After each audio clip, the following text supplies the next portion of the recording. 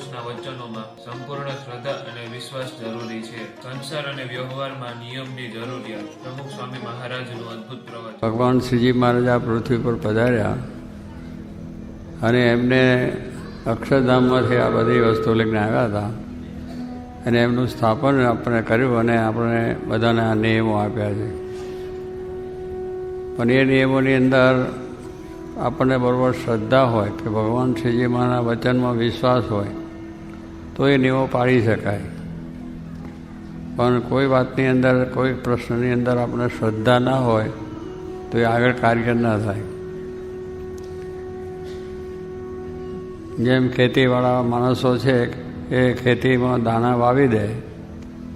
હવે દાણા વાવી દે છે, નીચા ઉગશે, આમ ઉગશે કે નહીં ઉગે, કે એમાં કદાચ આમ થશે એવો વિચાર આપણે નથી આવતો. પણ એક શ્રદ્ધા છે કે પૃથ્વીમાં આપણે દાણો નાખીએ છીએ, ઉગવાનો જ છે અને એના ગાડું ભરીને દાણા આવશે. શેર દાણા નાખીએ પણ ગાડું ભરીને આવશે. એક શ્રદ્ધા છે. તો એની સાથે મહેનત કરીએ છીએ. એને ખેતરને ખેડ કરવી, વાવ્યા પછી એને નિંદામણ આવે, કચરું કાઢવાનું આવે, પાણી પાવાનું આવે, ખાતર નાખવાનું આવે, બધું બહુ ટાઈમ આપણે એનો ખટકો રાખીને કરીએ છીએ. એટલે એની મહેનત છે, એની પર શ્રદ્ધા છે સાથે કે આ થશે જ તો એ આપણે લાભ મળે છે. મુખ્ય વસ્તુ શ્રદ્ધા છે. દરેક કાર્યમાં શ્રદ્ધા જો હશે તો માણસને એનું બધી સફળતા મળશે. પણ શ્રદ્ધા નહીં હોય તો કામ ના થાય. વેપારી માણસ છે, મોટા ઉદ્યોગપતિ છે, કરોડ રૂપિયા નાખે છે પહેલાં ફેક્ટરી અને ઉદ્યોગ કરે એની અંદર, પણ એમાં એને શ્રદ્ધા પૂરેપૂરી છે. એને વિશ્વાસ છે કે આ કાર્ય હું પૈસા નાખું છું એ પાછા મને એનાથી ડબલ ને 3 ગણા થઈને આવવાના છે. તો એને એક વિશ્વાસ છે. તો એ પણ આપણે કાર્ય જોઈએ છે કે એમાં સફળતા મળે છે. પણ શ્રદ્ધા ના હોય કે આમાં પૈસા નાખીને ક્યારે આવશે, નહીં આવે ને આમ થશે ને બજાર વિચાર કરતાં પહેલો ધંધો જ ના કરે અને પછી એમાં શ્રદ્ધા ના હોય તો પછી કામ ના થાય. પણ પછી પછવાડે બેંક બરાબર મહેનત કરવી પડે, વ્યવસ્થા કરવી પડે, એ પ્રમાણે માલ સામાન લાવવો કરવો બધું જોઈએ. તો એ પ્રમાણે આપણે ઉદ્યોગમાં પણ લાભ થાય છે. એક બેંકની અંદર પણ આપણે પૈસા મૂકીએ છીએ, લાખો રૂપિયા મૂકીએ છીએ બેંકમાં અને એ વિશ્વાસ છે કે આ બેંકની અંદર આપણે સદ્ધર બેંક છે તો મૂકીશું તો પૈસા આપણને મળવાના જ છે એવી શ્રદ્ધા છે. તો મૂકીએ ત્યારે કંઈ આપણે પછી વ્યાજ બાદ દેખાતું તો નથી. આપશે કે નહીં આપે એ પણ વિશ્વાસ આપણને વિચાર નથી આવતો, પણ આપશે જ એવા વિચારથી મૂકે છે તો વ્યાજ સહિત આપણને મળે છે. એટલે આ બધા શ્રદ્ધાના વિચાર, શ્રદ્ધા છે તો કામ થાય છે. શ્રદ્ધા ના હોય તો કોઈ કાર્ય થાય નહીં. એમ આ ભગવાનને ભજવામાં કે ભગવાનની આજ્ઞા પાળવામાં કે ભગવાનના વચનમાં પણ વિશ્વાસ જોઈએ તો જ આપણને આ કાર્ય થાય. દેવાંશ કે વચનમાં વિશ્વાસ રાખે ભજનમાં વળી, પૂર્વ કર્યા પાપ તારા તો જ આશે બળી. દેવાનંદ સ્વામી બહુ મોટા સંત થયા લખે છે કે વચનમાં, વચન એટલે ભગવાનને સંતના વચન, દુનિયાના વચન તો પાડીએ છીએ અને એમાં કંઈ બહુ એ નથી, એ તો સૌનો રિવાજ છે અને રિવાજ પ્રમાણે કરતા હોય છે. પણ ભગવાનને સંતના વચન છે એ આપણા કલ્યાણના માટે બને છે. એમને જે વચન કયા છે એમાં આપણે શાંતિ છે અને આપણું કલ્યાણ છે. તેને જેને વચન પાડ્યા છે તેનું કામ થઈ ગયું છે. તો એવી રીતે ભગવાનને મોટા પુરુષના વચનમાં જો વિશ્વાસ હોય તો બધું કામ થાય અને એ પ્રમાણે આપણે કરવું જોઈએ.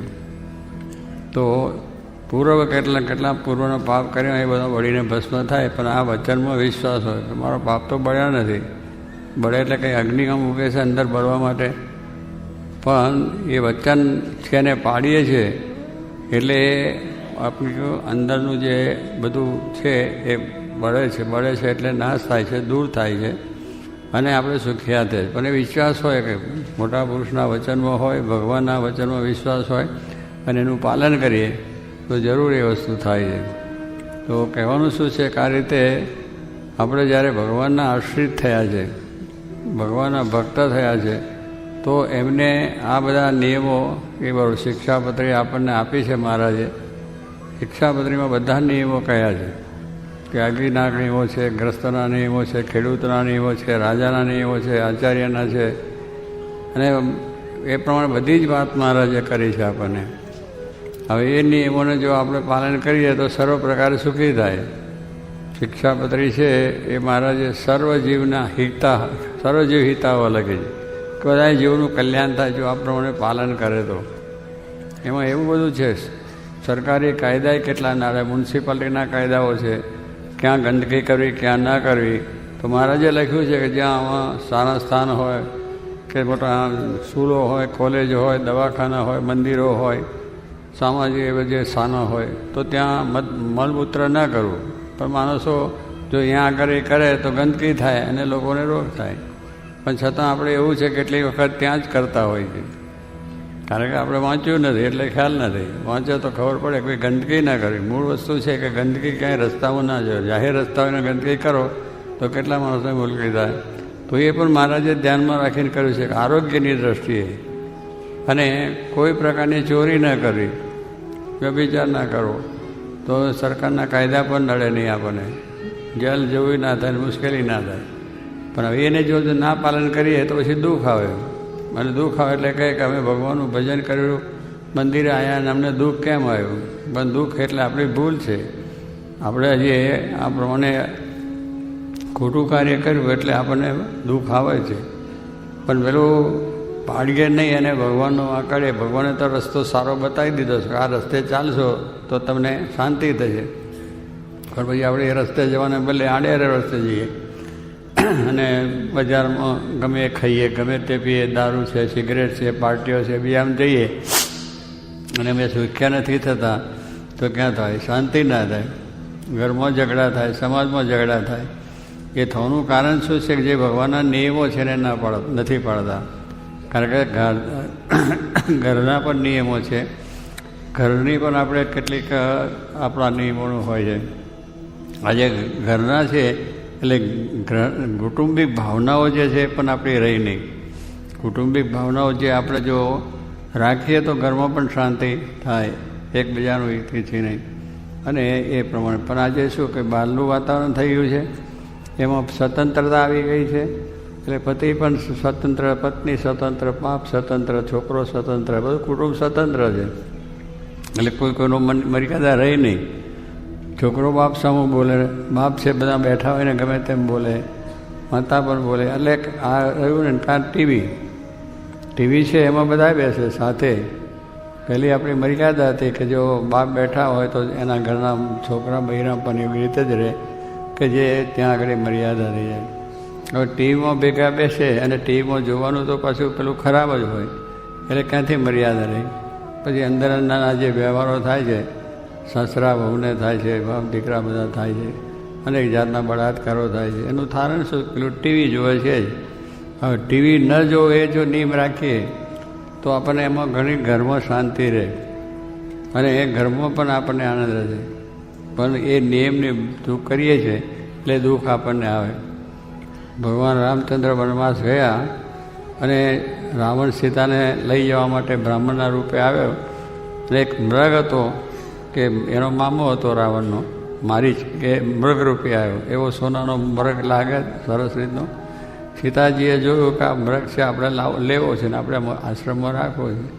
રામચંદ્ર ભગવાન જાણતા હતા કે આ અસુર છે અને આ કપટ કરવા આવ્યો છે, એટલે ના પડે કે આપણે કંઈ જરૂર નથી, આપણે શું જંગલમાં રહેવું છે ને મૃગને રીતે.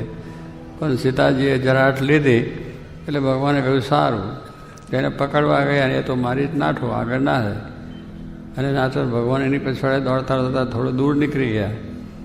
અને ત્યાંથી પેલો મારી છે એ બોલ્યો. ભગવાને તો કંઈ બૂમ નથી પાડી, પણ મારી છે રામના સમાજમાં બૂમ આપી કે લક્ષ્મણ દોડજે. હવે એવો શબ્દ સીતાજીએ સાંભળ્યો એટલે સીતાજીને થયું કે રામ આફતમાં આવી ગયા છે. એટલે લક્ષ્મણને કહ્યું કે તમે જાઓ.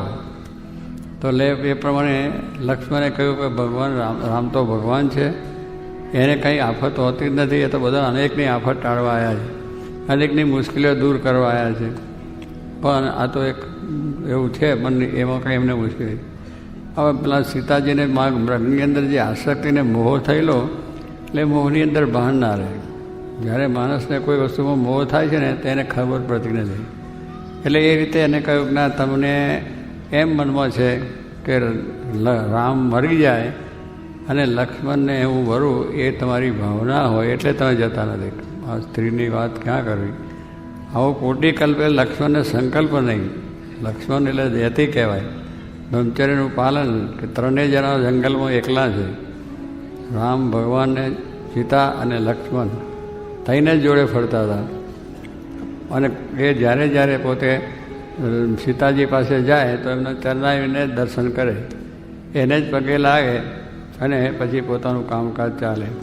એટલે કોઈ દિવસ એમને કંઈ જેવું નથી. અને એના મોઢું કેવું છે, કે એમનો આકાર કેવો છે, ફલાણું છે, એવું જોયું ને બહુ મુશ્કેલી વાત છે. ત્રણ માણસો જંગલમાં એકલા રહે અને છતાં એટલી મર્યાદા સચવાય. કોઈ જાતનો ખોટો સંકલ્પ, ખોટો વિચાર પણ એ લક્ષ્મણને આવ્યો નથી. કોઈ વિચાર નથી આવ્યો. આજ તો આપણે ઘરમાં ઝઘડા, ઘરમાં કંઈનું કંઈક થઈ જાય. એનું કારણ પશ્ચિમનો વાયરો છે. ટીવીના બધા આકાર આવે છે, અશ્લીલ કેસેટો, અશ્લીલ છાપો, અશ્લીલ વાંચવાનું, પુસ્તકો, આ બધું કહે છે. ઘરમાં પછી સંખ્યા છે. આટલી મર્યાદા જ કહેવાનું છે. ત્રણ જણા છે પણ પોતપોતાના નિયમો ચાલતા. એટલે એ પ્રમાણે લક્ષ્મણને કહ્યું. એટલે લક્ષ્મણે કહ્યું કે આ સીતાને પાછું રહ્યા. એટલે પોતે ગયા. ત્યાં ગયા પછી મારી તો પેલો આ રાક્ષસ હતો જતો. એટલે રામ લક્ષ્મણ પછી પાછા આવ્યા. તે દરમિયાનની અંદર રાવણ છે એ બ્રાહ્મણનો સાધુનો વેશ લઈને આવ્યો. સાધુના વેશમાં બધાએ ઠગાય છે. અત્યારે એવા સાધુ આવ્યા ને કે જાઓ તમને આ પ્રમાણે સોનું બનાવી દે, એવા કેટલા કાર્ય આવે છે. કેટલાક સાધુના વેશમાં જ્યાં બચ્ચા તેરા લડકા હો જાય. આપણે જેને બહુ સારું નથી થતો, પણ કેટલા લડકા લઈને જાય ખબર નથી પડતી. પણ આપણે એમાં ફસાઈ જઈએ. આપણે એમાં કેટલો મોહ પામી જઈએ. કંઈ તારું આ કરીશું, તારે આ કરીશું, ફલાણું ઢેકનું. અને કહેવાનું શું કે આપણે એવા રીતના મોહમાં ફસાઈએ છીએ એટલે થઈ જાય છે. એટલે ત્યાં રામ લક્ષ્મણભાઈ આવ્યા ને જોયું તો સીતાજી હતા જ નહીં. એટલે થયું શું કે રાવણ લઈ ગયો.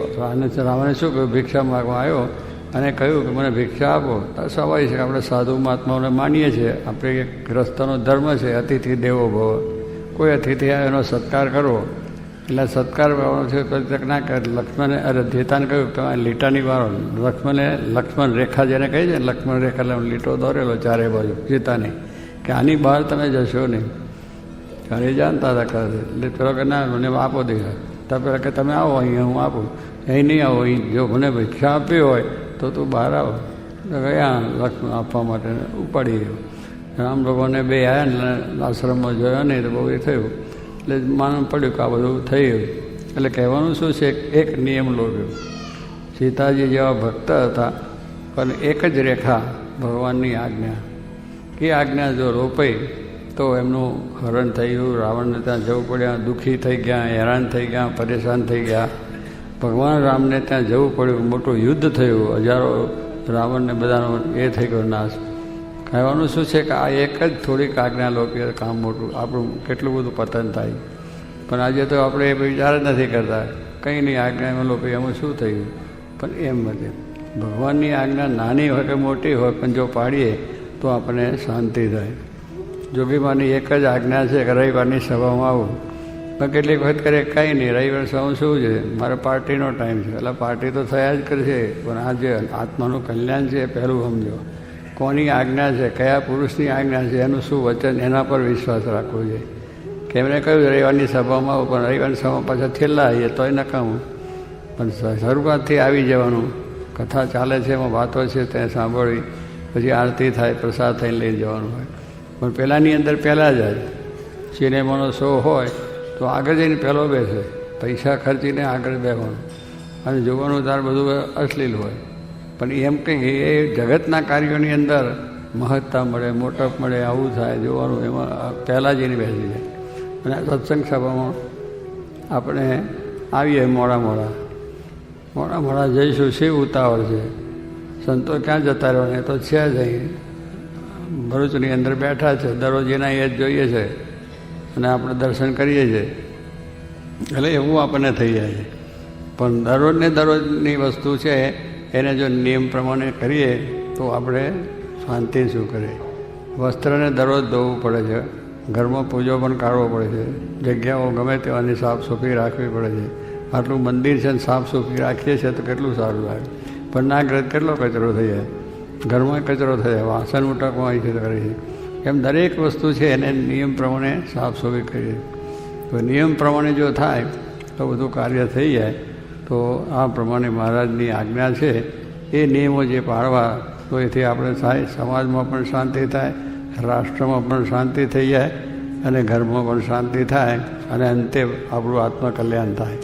એટલે નિયમ પાલનનું જે કાર્ય છે એ બહુ જ વ્યવસ્થિત છે.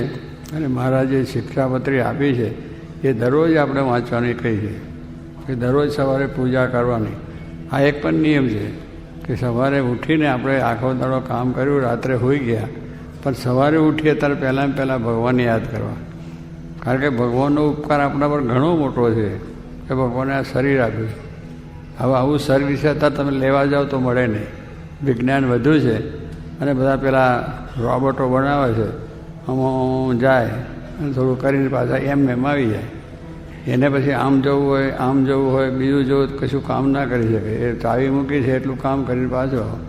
એમાં આશ્ચર્ય થાય છે કે રોબોટ બનાવ્યું છે અને કામ કરે. પણ રોબોટ તો એ કેટલું પેલી ચાવી પ્રમાણે યંત્ર છે યંત્ર. અને આ ભગવાને જે બનાવ્યું છે એની તો કિંમત જ ના થઈ શકો. આપણે આટલું બધું યંત્ર અંદર ખાઈએ છીએ અને પચી જાય. હવાના ખનાજ નાખીએ છીએ અને પચી જાય છે, અને પાછું એનું જે કચરો છે ઝાડા પેશા માટે નીકળી જાય. જેટલું તત્વ જરૂર છે એટલું ભાઈ અંદર ભગવાન રાખે છે. ભાઈ કેટલું બધું ગોઠવે છે. લોહીને જવા આવવાની નળીઓ છે, આ બીજા અંદર તંત્ર છે, બીજા ત્રીજા ઘણા બધા અંતરો છે આપણે જાણીએ છીએ, પણ બધા હોવાનું કામ કરે છે અને વ્યવસ્થિત આપણે ચાલીએ. એટલે કારણ કે ભગવાન છે તો એ તંત્ર આપણું ચાલે છે. ભગવાન અંદર બેઠા છે એ આપણને પ્રેરણા કરે. પણ એ તત્વ જો અંદરથી ચાલી ગયું તો પછી આ તંત્ર બંધ થઈ જાય. આપણું તંત્ર બંધ થઈ જાય છે. આપણને ખબર નથી કે આ ભગવાને આપણને તંત્ર આપ્યું છે, શું કરવા આપ્યું, શરીર શું કરવા આપ્યું, કે કંઈક આપણું જીવન ધન્ય બને. અને આ કથા વાર્તા કીર્તન સાંભળીએ તો આપણું મોક્ષ થાય, કલ્યાણ થાય. ગુણાત સ્વામી કહ્યું કે અક્ષરરૂપ થઈને પુરુષોત્તમની ભક્તિ કરવા માટે શરીર આપ્યું. અક્ષરરૂપ થવાને પુરુષોત્તમ આત્મારૂપ થઈને પરમાત્માની ભક્તિ કરવા શરીર આપણને આપ્યું. વ્યવહાર કરો, કામકાજ કરો, નોકરી કરો, ધંધો કરો, દેશ પરદેશ બધે જાઓ, પણ મૂળ વસ્તુ છે એને ધ્યાન રાખવી જોઈએ કે આપણે આ કામ માટે ગયા છીએ, કામ આપણે પહેલું કરવું જોઈએ. ગુણાશે કરોડ કામ બગાડીને મોક્ષ સુધારવું. કરોડ કામ બગાડવાની વાત કરીએ, 2 વાર નહીં. આપણે અહીંથી મુંબઈ જવાનું હોય તો 10 કામ લઈને જઈએ, પણ એમાં એક મુખ્ય કામ હોય છે કે આ મુખ્ય પહેલું કામ કરે અને એ કરવાનું. તો ત્યાં જઈએ તો આપણે પહેલું આમ બધા કામ કરીએ, અને જે મુખ્ય કામ રહી જાય તો આંટો પડે ને, આપણું કામ થાય નહીં. એમ ભગવાને શરીર આપ્યું છે આ મોક્ષ માટે, તો એ કામ કરીએ નહીં. અને ખાવું પીવું, મોજ શોખ, ફરવું વરવું, એમ આનંદ કરવો, બસ થઈ રહ્યું. એ કંઈ જીવન છે? એ તો પશુઓ ખાય છે અને આપણે ખાઈએ છીએ. ફેર એમાં શું છે? એ બહાર બજારમાં ખાય, આપણે એ નિંદ્રા લે છે, બહાર રસ્તામાં નિંદ્રા આપણે અંદર લઈએ છીએ. એટલે આપણે ખાઈએ છીએ, પીએ છીએ, એવું એ જ કરે છે. પ્રજા ઉત્પત્તિ એ કરે છે અને આપણે કરીએ છીએ. એમાં ફેર શું? પશુ માણસમાં ફેર શું?